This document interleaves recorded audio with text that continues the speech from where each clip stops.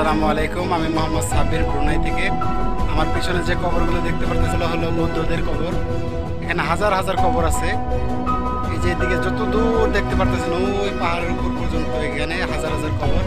এদিক দিয়ে ভিতর দিকে আরো অনেক আছে। এগুলো সব বৌদ্ধ ধর্মাবলম্বীদের কবর।